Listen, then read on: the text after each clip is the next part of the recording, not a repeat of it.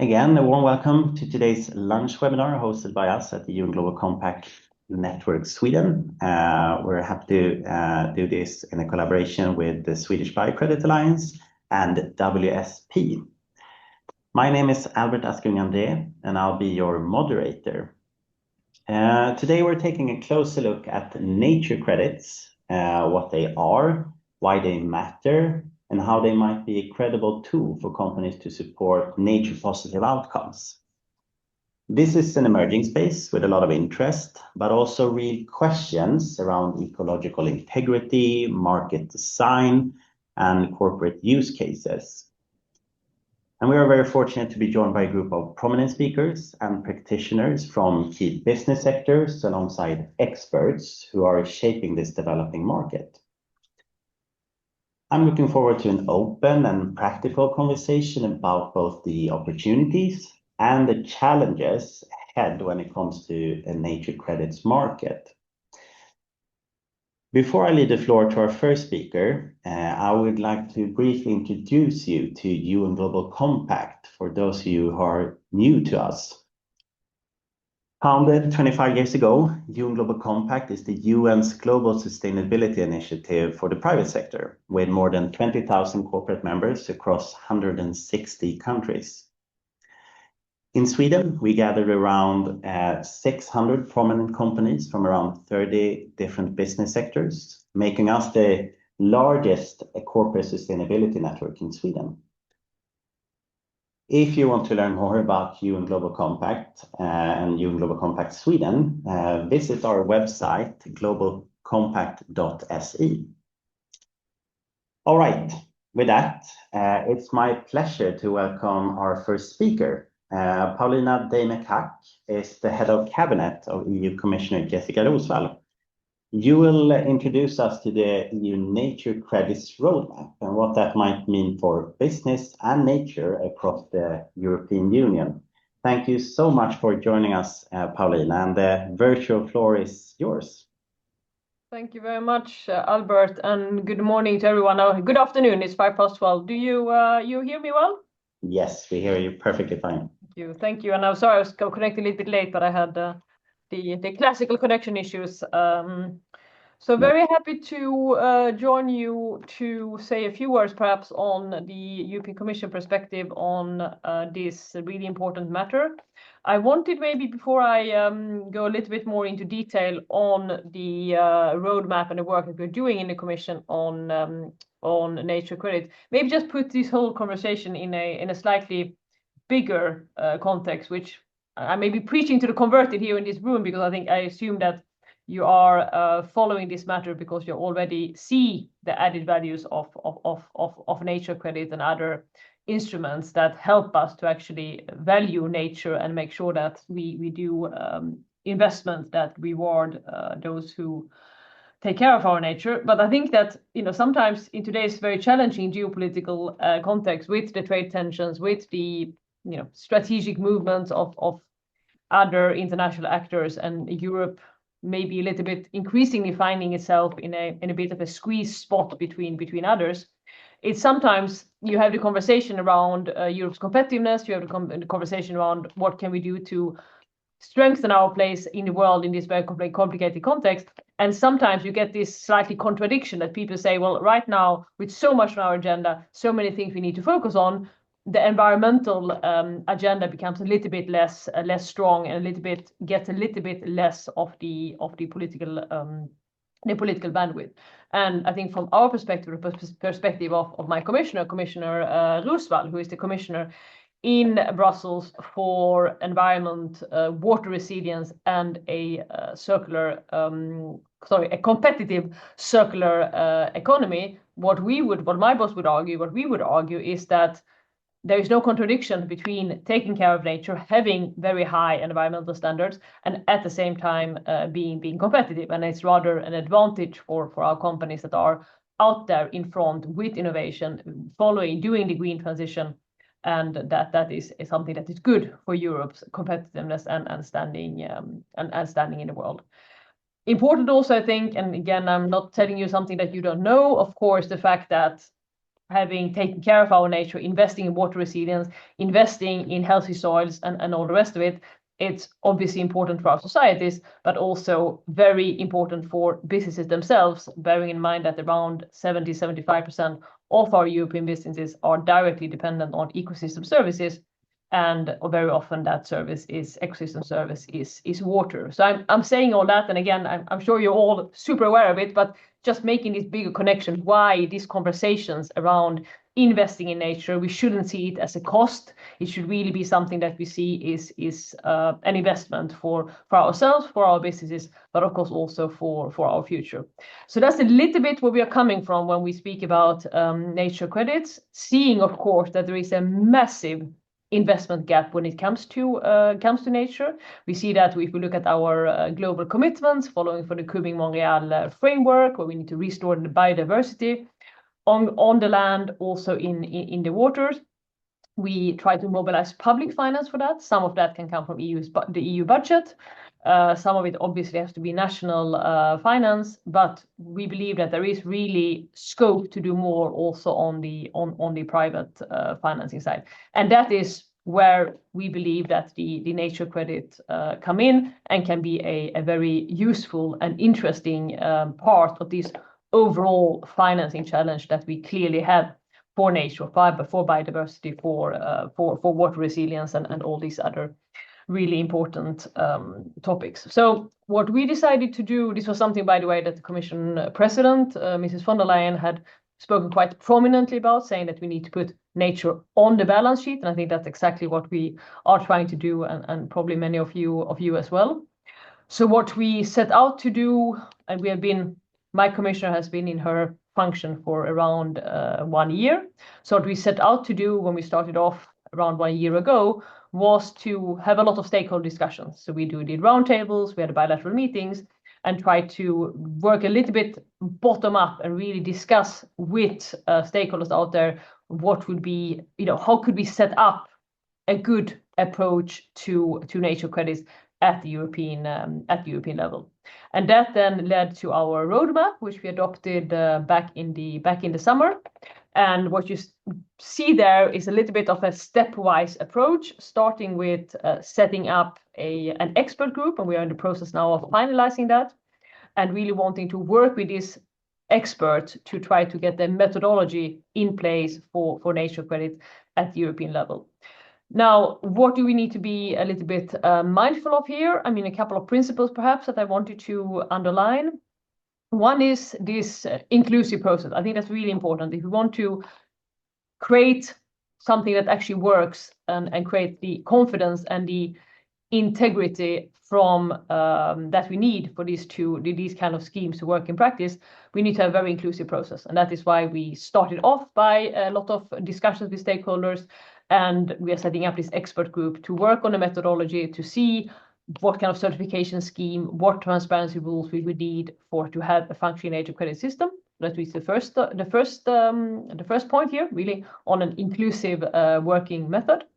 The second point here is to not reinvent the wheel. Of course, there's a lot of work that's been done internationally, but also on the academic side, but also in some EU member states around biodiversity credits and nature credits.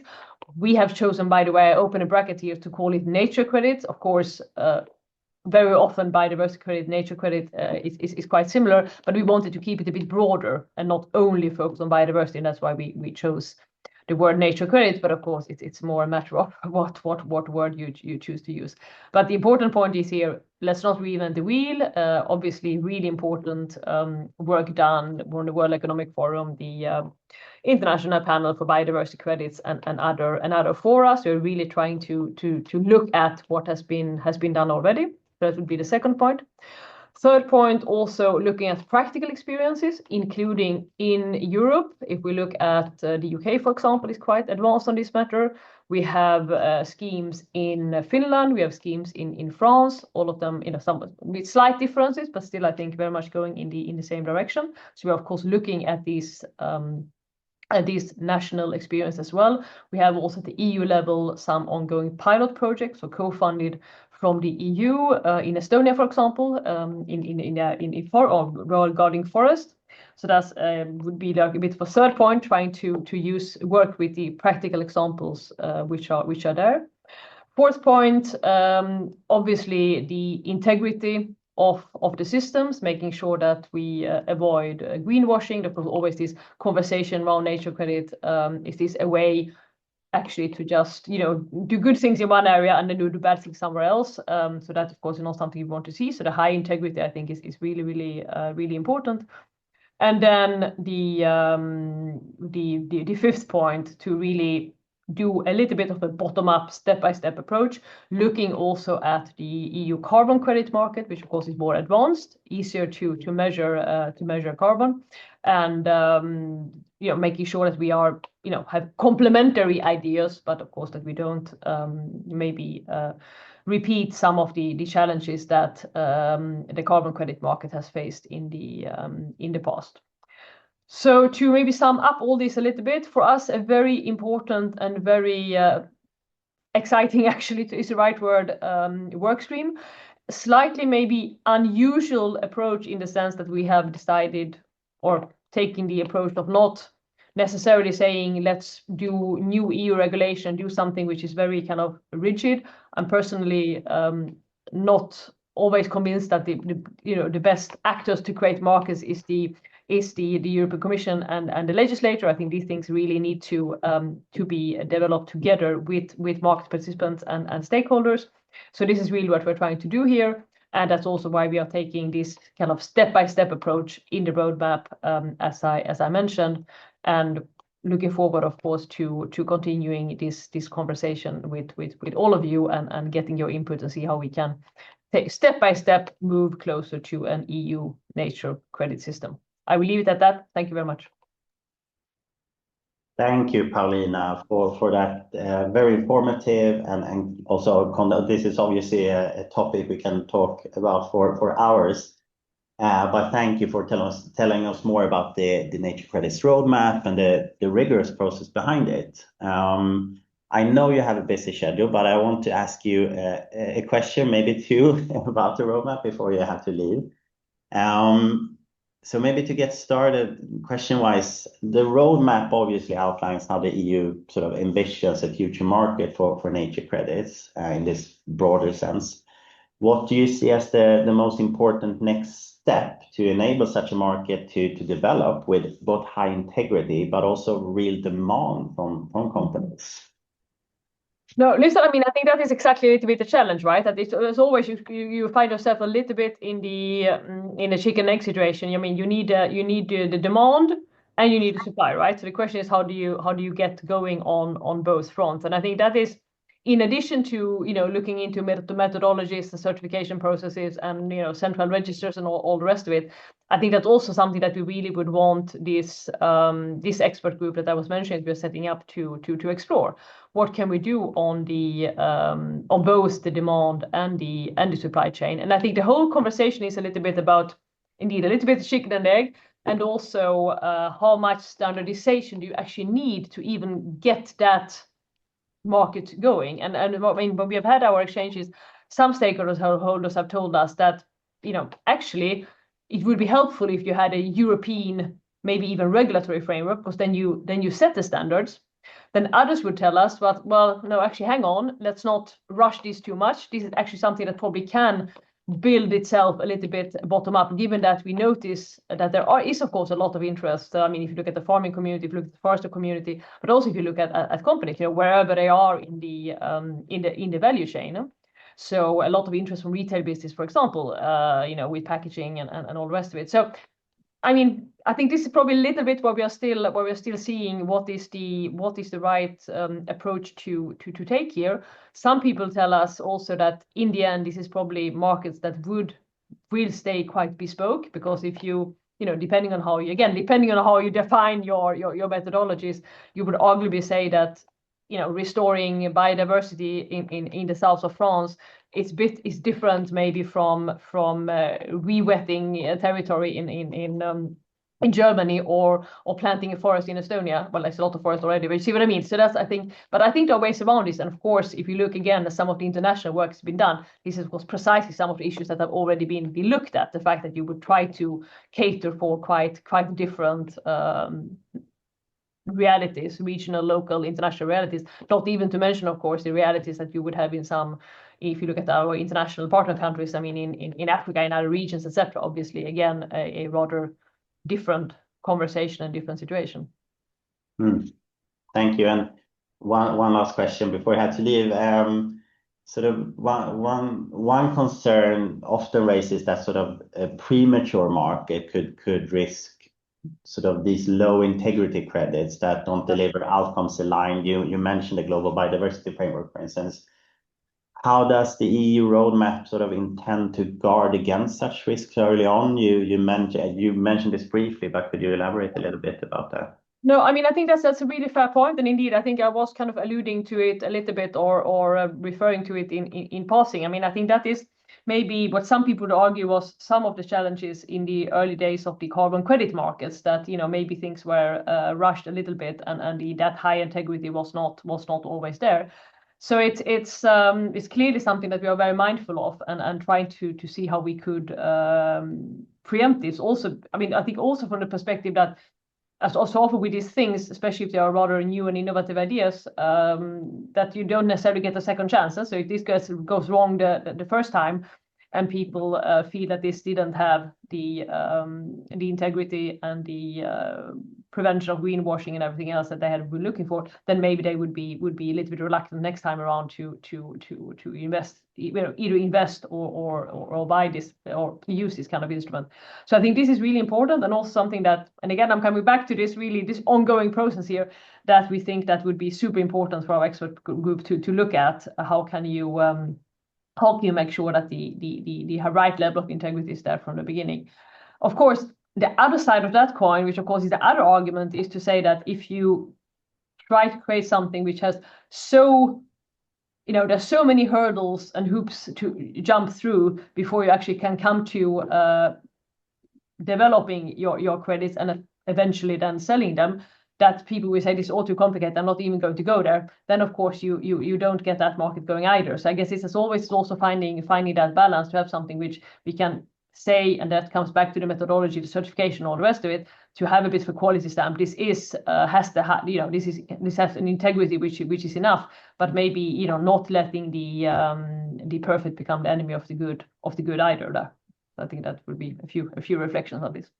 Yeah, thanks. A great summary of that. Don't let the perfect be the enemy of the good. Thank you so much, Paulina, for joining us and sort of laying out what the EU Nature Credits roadmap look like and sort of what it will mean going forward. Thank you once again, and best of luck in your continued work, and send our regards to the Commissioner as well. Thank you very much. And I'm sorry I can't stay with you, but I'm sure we're going to have very interesting and enriching discussions, but very happy to be back another time, and I will definitely pass on your regards. Thank you very much, Albert. Thank you. Bye-bye. Thanks, everyone. Have a good seminar. Bye. Thanks. All right. Now I would like to introduce our next speaker. Scott Cole is a senior environmental economist at WSP. You will soon be on screen with us. Also, you will give us a brief overview of the different types of nature credits there are and what the market looks like today. So Scott, you have a presentation and I can see it on screen. The floor is yours. Great. Albert, can you just give a thumbs up that you hear me okay and see my slides? Yep, great. Yeah.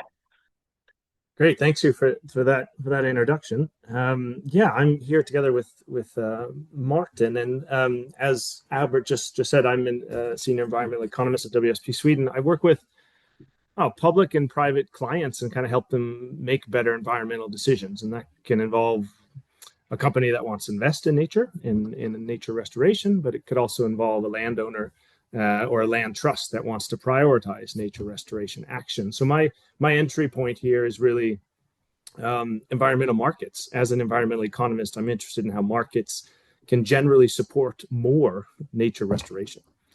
And I have Martin with me here. Martin, I think you got your camera on. Yeah, you want to introduce yourself? Yeah, thanks, Scott. So I'm also happy to be here to be part of the webinar. So my name is Martin Pilstjärna. So I'm representing Swedish Biocredit Alliance, which is a multi-stakeholder project that has been going on for at least 2 years now, with the focus of actually trying to establish market conditions for a voluntary market for biodiversity credits or nature credits. So my background is that I'm an ecologist. I have been working for now the last, I think, maybe 4.5 years, specifically or full time with nature markets as a methodology developer and also project developer both in the Nordics as well as in the US. So super happy to be here. And I think, Scott, with that, we can just perhaps jump in on the first slide of our presentation. So I think just it's important to start all the presentations with clear definitions, right? So I think we can just by trying to zoom out a little bit and think about, what do we really mean when we talk about nature credits and what are the main differences between a nature credit and a carbon credit, which is probably something that most of you are relatively familiar with. So nature credits represents some sort of quantified, measured, and verified improvement in nature, in some sort of nature aspects.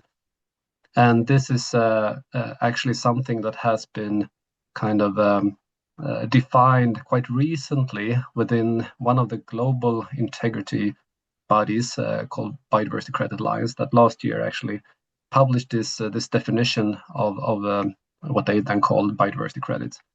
So that is something I think that is important to emphasize, that there are actually a consensus around a definition that actually focuses very much on that outcomes from projects that want to issue credits needs to be verified. That means that there needs to be a third party that comes in and actually assures that the outcomes have been delivered, and that there needs to be also sort of an ecological relevance from the credits.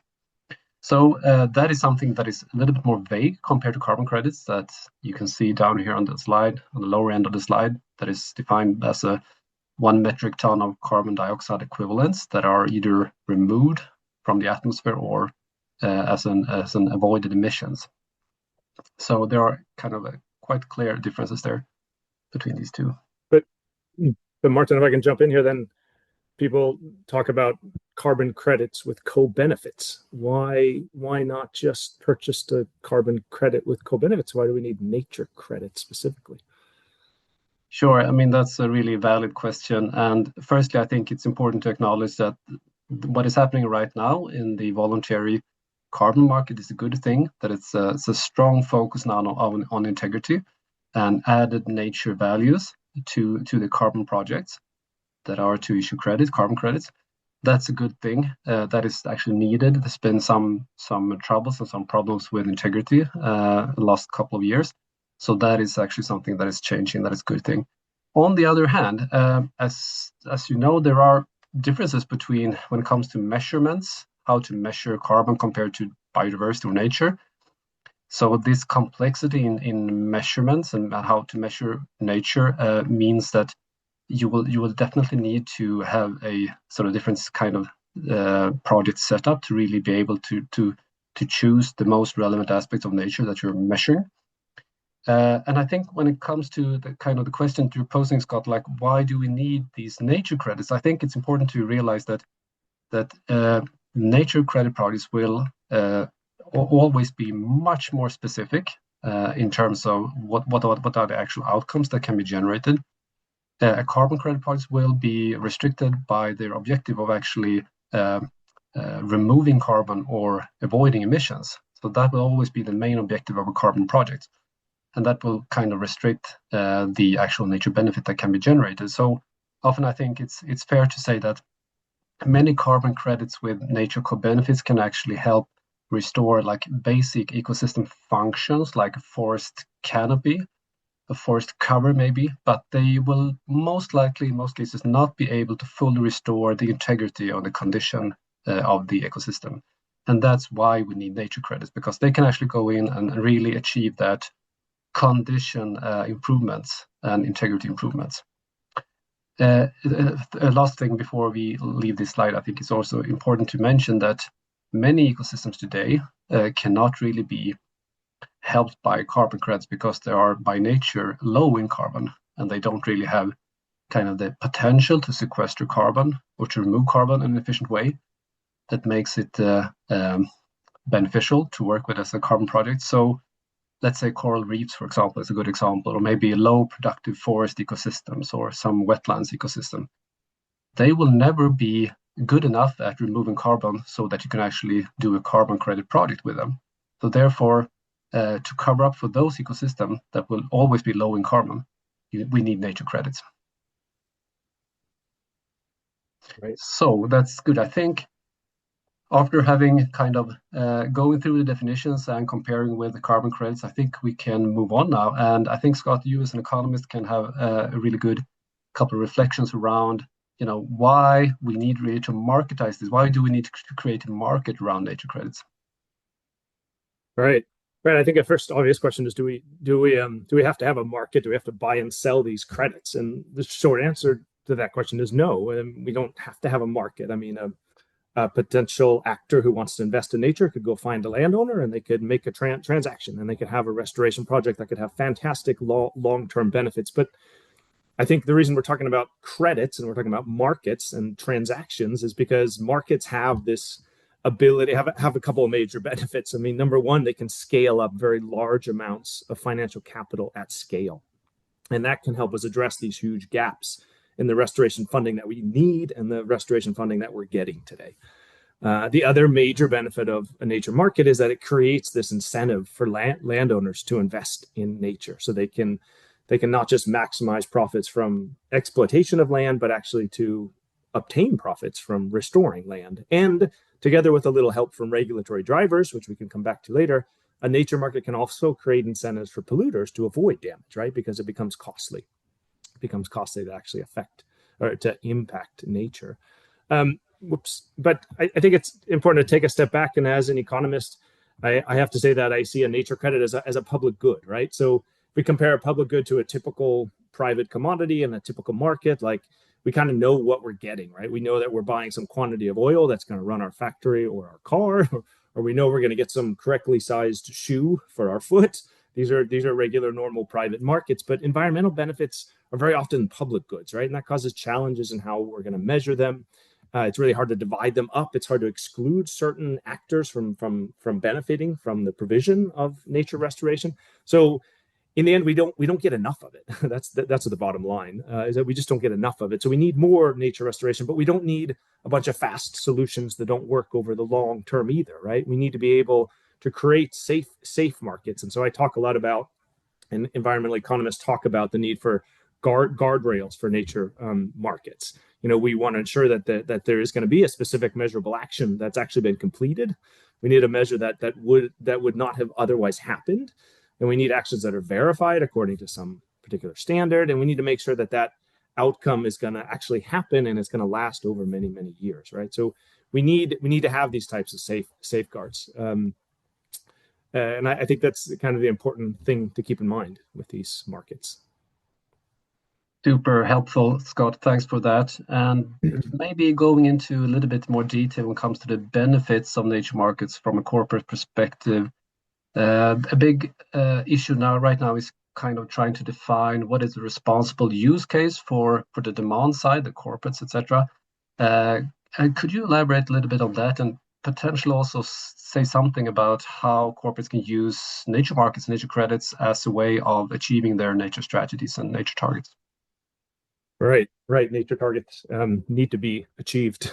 But if we back up first, so we kind of start with these big major three here. But we can use credits as we're using them today, which is mostly through a philanthropic approach or to make a contribution to some nature positive goal that a company has. This is helpful because it can make these goodwill gestures more efficient. It can also, through these markets, we can identify areas where there's much more need for nature restoration. So it can contribute to that. But it can also contribute to supply chain, to addressing impacts in the supply chain. A company that's reliant on packaging might want to address deforestation risk and might want to invest in restoration projects. Or a company that's reliant on pollination of crops for food production might want to rely on farmland restoration and could purchase credits through a market in the right location.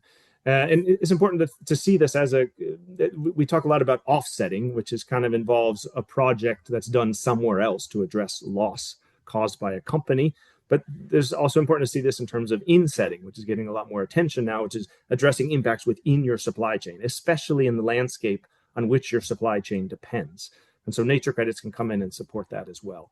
And then this third category I have is potentially new product categories. So credits can support a more sustainable product.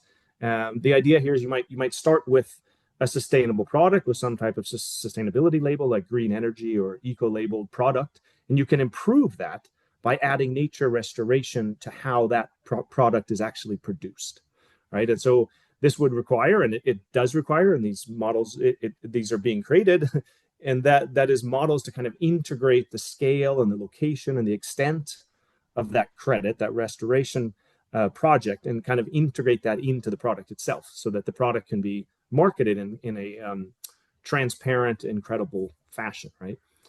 And then there's this fourth issue that Martin was just talking about, which I think has the most potential here, that companies are required to disclose impacts, but even if they're not required to disclose, more and more companies are developing strategies and goals. And once those are established, it's time to act, right? And so nature credits are a way to kind of, it's a mechanism to take a company from strategies and goals toward transforming the business and transitioning into a more nature-friendly business. And then you can also, of course, use that information to include in your disclosure reports if you so choose to actually do that. But I think it's important to see this as, for many of you that are sitting there saying, okay, we've established this strategy, now we need to move into action. Can a credit help? And the answer is yes. I think it's a very specific tool that can support there. So Martin, I'm going to pass the buck back to you. Let's say I was a company, a potential buyer of a nature credit, biodiversity credit. Can I just jump in and buy one? Is there something I have to think about first?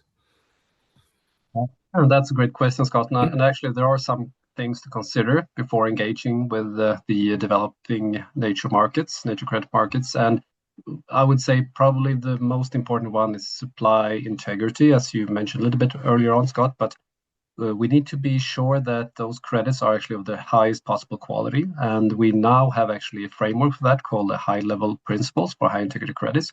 So that's one thing. Also be very careful about and transparent about how the credits and the gains from the credits actually relates to the mitigation hierarchy, especially relating to avoidance minimization. And also the third one that I think is important is to actually make sure that the credit attributes, whether they come from what kind of ecosystem they represent and what kind of activities, that they actually align with your nature strategy so that they can actually make the most sense for corporate. Great. And if we're going to conclude this, Martin, you can take the first point here, which is there's a lot of stuff we already got, right? What are those things? Just super quickly, we can wrap this up and just say that actually we have a lot of things actually in place now when it comes to critical kind of market elements, integrity guardrails. I just mentioned that, and standard methodologies. We have a couple of good pilot projects that you can learn from. There are also registries to track credit sales and some also early marketplaces. So we have actually a lot of stuff in place actually at the moment. But there is still a lot of stuff that's being built. There's this enabling policy. Are there ways that the government can kind of support or to kind of clarify what companies are eligible to claim, for example? Are there regulatory drivers? Can we create more incentives for buyers to de-risk their investment? This is a really important one. Are there ways, for example, if some actors are afraid to jump in and buy, can we create these buyer coalitions that kind of spread the risks, but also can attack more large, impactful nature restoration projects? And then last, perhaps there's just a need for a guidance, kind of step-by-step guidance to help companies navigate nature markets and provide clarification on specific actions that are deemed credible. That's it for us, Albert. We'll pass it back to you. Thank you, Scott and Martin, for that overview. We could be talking for hours on this, but I think this was super useful. Moving on to the panel discussion, and allow me to welcome Helena Allard, a sustainability innovator in primary production at Axfood. and Anders Wiklund, Regional Manager for Åland at OX2. Thank you for joining us, and please, Scott and Martin, stay for this conversation. I have quite a few questions for you. Being mindful of time, let's dive right into it. I'm actually going to start with you, Helena. As a grocery retailer, I believe Axfood has most of its nature-related impacts abroad in the agricultural supply chain. Correct me if I'm wrong. Yet there is also interest in acting locally, I think, from your end, here in Sweden, for instance, with credible Swedish partners. How do you navigate the trade-off between wanting to support local nature projects, like here in Sweden, as a nature credit buyer, and the need to invest where your actual material impacts on nature are occurring? Yes, so we're like our greatest risks are in the global supply chains, but still we buy a lot from Swedish production. So like 50% of what we sell come from Sweden. So therefore, it's very logic to invest in local projects. And also, if we as a Swedish company would not invest in Swedish projects, I don't see really like who should invest in them, because Sweden is a like low risk country regarding biodiversity risks and not a big export country. So it would not be like reasonable for companies in other countries to invest in Swedish projects. So I think Swedish companies has to invest in Swedish projects as well as global projects. And also, it's much easier in Sweden to get like hold of good partners to collaborate with and find good projects, and also to see that the project has the benefits that it should be, verify the benefits. And you can also, like, your employees can go to the project and see for themselves what we're doing. So I think, yeah, a lot of benefits of doing it in Sweden as well. But of course, we should do more in both Sweden and global supply chains, definitely.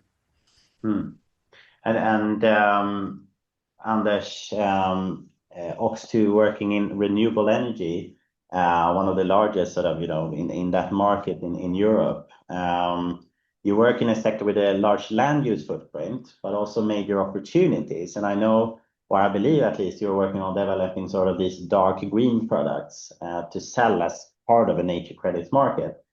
Can you briefly explain that, and what are your key concerns to move forward on that? Yeah, absolutely. And I will try to be as concrete as possible. So OX2, I mean, we are, as I said, one of the Europe's leading renewable energy developers, and with a lot of products both in onshore wind, offshore wind, solar PV, battery storage, and so on. And we have a very high ambition when it comes to biodiversity and making sure that our products are biodiversity positive. And a good example of that is, for example, in our offshore projects we are running here in my backyard here on the Åland Islands. We are running an offshore project north of the Åland Islands we are developing called the Noatun. And part of that project, we have been running a side project called Project Björkskärm. And in that one, we have been now for almost 4 years, been investigating and testing that how can you design the foundations of offshore wind turbines in order to create the best prerequisite for attracting new habitats. And it is especially connected to bladderwracks, blue mussels, but also new fish kind of rebreeding spaces and so on. And what we have seen there is that it makes a very, very big difference on how you design the surfaces of the foundations in order to create these new habitats. And that is for 2 reasons. One is we know that will help to restore the Baltic Sea with the habitats in areas that has very low biodiversity currently. But the other part is the financial side, that we see how the macro trend is really forming the future of the nature credits market where we hope that in 2030, 2031, when we sell the first electricity from these offshore wind farms, that we will be able not just to add the guarantees of origin, meaning that they are renewable energy, but we also want to add an income row to the business model where we can also financially benefit from nature credits, some kind of guarantees of origin also from the nature aspects. And this is primarily focusing, for example, on the hyperscalers, the big data centers that are being also established, especially now in Finland, it's really taking off. So when these are established, we want to make sure that they not only use renewable energy, but when they build this data center, that they also take responsibility for the biodiversity aspect of that. And that could be built into the business model for offshore wind, pretty much power purchase agreement. So really exciting. And we have now invested 800,000 in Project Björkskär to really test hands-on how this works. So kind of walking the talk. Yeah, for sure. Wow, that's very interesting. And again, sort of walking the talk and sort of concretizing it.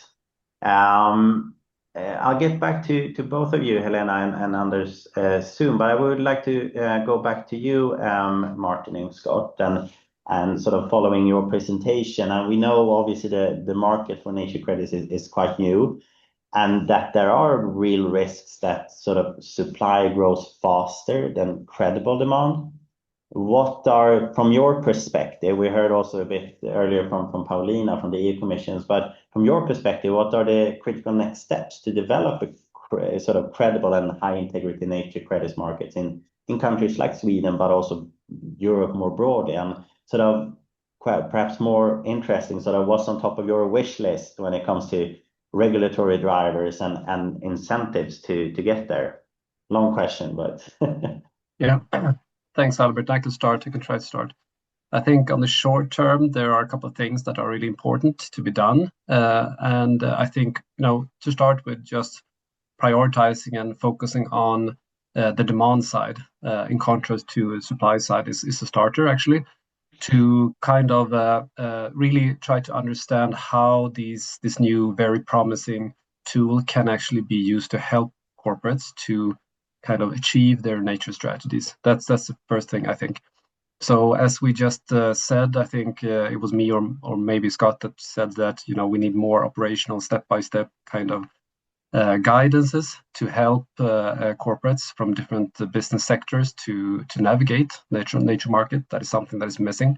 I think also an important thing that we need is more strategic pilot projects, not just pilot projects, but strategic pilot projects that actually can tell a story or can at least create a model for how credits can actually be used in a constructive manner to corporates. That we don't really have at this point. There are maybe some good ideas, but we don't really have anything like that. So, and then as Scott mentioned, enabling policies is an area where we need much more work to create robustness and stability and trust for corporates. That's I think is on the top of my wish list, at least. Over to you, Scott. Yeah, just to support a few of the things that you said there. I guess there's two things I'd like to see. I mean, one is I want companies to see value in these voluntary credit markets and not as an outlet for social responsibility or corporate goodwill, but rather to connect the dots, to actually move beyond we're taking responsibility for nature to we're concerned about nature-related risks. I want them to start to ask questions that are relevant, like how can a credit help us reduce risk in our supply chain, or how could a credit help build resilience for the company, right? So I want them to kind of start to see the potential there. But the second thing I'd like to see is a little more momentum around a push for regulatory drivers, because today we're talking about voluntary credit markets, but tomorrow we might be talking about regulatory drivers that generate gigantic markets. And I want to just give an idea of what that could look like. Just as an example, if we look outside the Nordic area, we look at the US, they have a huge driver related to compensatory mitigation for wetlands and streams, right? And this is pretty remarkable. The size of that nature market, which is driven by regulation, is $3 to $5 billion a year. That's billion with a B. So, and there's more jobs in nature restoration in the US today than there is jobs in coal mining. Right, so it has potential to be gigantic, and we see this happening in the UK now. We see a really fast rise in markets because of the regulatory driver that many of you have heard about, probably biodiversity net gain that is required for new land development projects. So I just want to kind of open your eyes that if we can get this driver, we can turn these voluntary markets into something that's much, much bigger and demonstrate nature restoration at scale.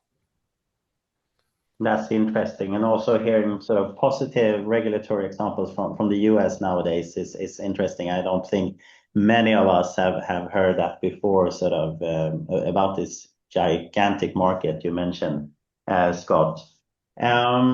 Speaking of sort of on the demand side for these nature credits, sort of as a non-expert, like expert in this area like myself, sort of what you immediately sort of go to is sort of that, is there really demand for these credits? Turning to you, Helena and Anders, what do you see as the most sort of effective ways to build that demand? Would you like to go first, Helena, perhaps? Yeah, I can, definitely. And I really agree with you, Scott and Martin, that there have to be like incentives for us as a company to buy biocredits. And today it's only like, goodwill or something you can write in your sustainability report that is, good for the investors to read. But there has to be like incentives, financial or some legislation or something that push us to take the step. And we see that we have some interest from investors. They are like always asking about biodiversity, what we do to minimize our risks and enhance the positive outcomes. So there is interest, and but we need something more to push it, definitely. And also that we need other companies to take lead, or ourselves maybe, could be that company, like just to show like the investors or like financial institution that companies are on it and they are acting, and why aren't you acting as a company? So that's also a good driver, I think. Anders? Yeah, no, I think the question is probably there is more interest than actually clear demand at the moment, and I think there's two parts of that will actually make it happen.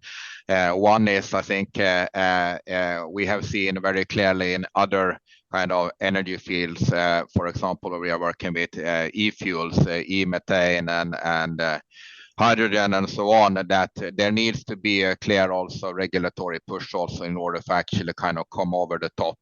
The ETS 1 and 2 directives are a very good example of that, when we directly see the effects also where shipping industry and roadside traffic are open to pay more than they usually pay because it will be more expensive not to in the future. And I think the same should also come also for the nature credits market. There needs to be a regulatory push. The other side is also, I think we should make it easy for investors to join as well, that it doesn't need to be so dramatic, and find kind of mitigations to move the needle a little bit at a time. And one option we have been looking into is for the offshore wind when it comes to nature credits also, that can you start to sell maybe options for the future when these turbines are up and running that are less expensive, but to really get transactions going as a way of learning the market and getting the buzz going. Since I don't think we can move the whole market at a time, you need to have very clear people that goes in the forefront that are ambassadors and the other ones to follow them, rather than being just pushed by regulatory frameworks. Thank you. Again, I have so many questions. I could have this conversation all day. I would, however, like to go sort of go into sort of the buyer side. And you alluded to this, Scott and Martin, in your presentation, sort of who could buy these credits. But I think sort of a recurring concern is whether anyone should be free to buy nature credits, regardless sort of on their sort of own nature performance. I mean, if they destroy a lot of nature there, they can sort of compensate by buying nature credits. Is sort of, the easy way of putting it. Sort of, should companies have to show progress on sort of avoiding, reducing, and restoring when it comes to their impacts on nature before being allowed to buy a nature credit? Should we sort of limit who could buy a nature credit, and sort of, or should we have a very open market? Anyone who would like to comment on that? I think I can start. It's a fantastic question. I think just to be clear, that's something that the BCA is actually working on right now, trying to kind of clarifying what kind of criteria that we need to apply to demand side actors before they can actually enter nature credit market. So that's something that is being worked on right now, and it will probably result in some sort of guidance, I believe. But I think, at this stage, we should not be too restrictive when it comes to what buyers that can actually finance these projects, because we need more projects, and without projects we will kind of lose the creativity and the ability to kind of adjust and evolve as a market. So I think we cannot take away all of that kind of fuel that we need to get the market going at this stage. But on the end, I think being transparent now in the beginning, just kind of clarifying how these projects relate to their own kind of footprinting or their mitigation hierarchy actions they take is critical. Thanks, Mark. Scott, go ahead. Can I add to that? Yeah. Yeah. I think that's great. We need those safeguards, just as Martin was saying. But I also think we should be a little bit cognizant of how we define a credit. And I think luckily we're going more and more toward defining it what it is instead of what it's not. So previously we defined a credit as what it's not. We're saying this is not an offset. It's not an offset. It's not connected to loss. And it got people confused and it got people scared to use it. And I think that we should instead kind of focus on what it is, which is a measurable and verifiable improvement in nature and biodiversity value. Because if we can do that, I think we'll find a lot more use areas for it. As we were just mentioning, investors, if they saw it in that way, they could use it in their terms and conditions for loans, and they could say, okay, we need you to execute, for example, a verifiable, measurable improvement based on global best practices, and we'd start to see better uses, and I think the markets would begin to grow. Thanks, Anders. You have your hand raised. Yeah, no, I think on the answer there, should anyone be able to buy it? And I would say no. I think you need to do your homework first with the kind of avoidance and mitigation. And when you have done everything you can, you're allowed then to buy the kind of credits for that as well moving forward. And I think this is also something that needs to go hand in hand, especially in big infrastructure projects with the environmental permits, that the authorities needs to be very clear also what is expected in when they are giving permits to big projects when it comes to this aspect as well moving forward. And the last part, I hope that we can avoid also we have seen in the kind of carbon credits that more of the nature credits compensation is done in the geographical location of where it's actually coming from rather than the opposite side of the world, because I think that's truly important for the engagement of people in the society, that people buys into this, because that will also help the politicians to make the right decisions if the society see the value of it. Thank you, Anders. Just to recognize, we have quite a few questions in the chat actually, which is great. We don't have time for audience questions, unfortunately, but I was going to ask all of you, but perhaps Scott and Martin at least, if you maybe can pop your email address in the chats so people can follow up there, or follow up on those questions. I think that would be fantastic. But thanks everyone for your great interest in this discussion and the topic. Time is flying. I would like to go do a very quick round around the virtual room and ask you to look ahead, perhaps a few years, 5 years, say, ahead. What will need to be in place for a credible nature credit markets to become mainstream? And if you can be super brief, like your top ask or sort of concern that needs to be addressed. But again, how do we achieve that in a few years? Anyone who would like to go first? Anders, perhaps. Yeah, I can go. I think two things. One, regulatory push combined with a lot of kind of incentives for investors also to make sure projects are being moved forward, because we need to pilot test and move forward, and not just doing desktop studies and PowerPoint. So a lot of brave people out there that moves the needle to those two aspects. Thanks, Anders. Helena, over to you. Yeah, and I agree with Anders. Definitely, the like incentives for companies are the most important. But I would also like to see a quality assurance system for verifying that the nature credits have the effect they should have, and it's third party, and also some guidance for us for how to measure our impact and how to offset it with biocredits, or how to compensate it with biocredits. And I think, as Scott and Martin, you have told us that all of these things are in the process of getting there. So super excited to see all of that in place. Thanks, Helena. Scott, go ahead. Yeah, I mentioned at the very last slide in an essentials guide to biodiversity credits or nature credits. I would love to see in a couple of years this kind of well-established Bible with the specific step-by-step guidance to help companies navigate the question and identify clear and defensible and clearly defined use areas. If we use it for this is defensible. We rely on this. I think that if we had that kind of well-worn and well-used book or Bible on how to do this, I think it would help us get to where we want to go. Thanks, Scott. You lost Martin.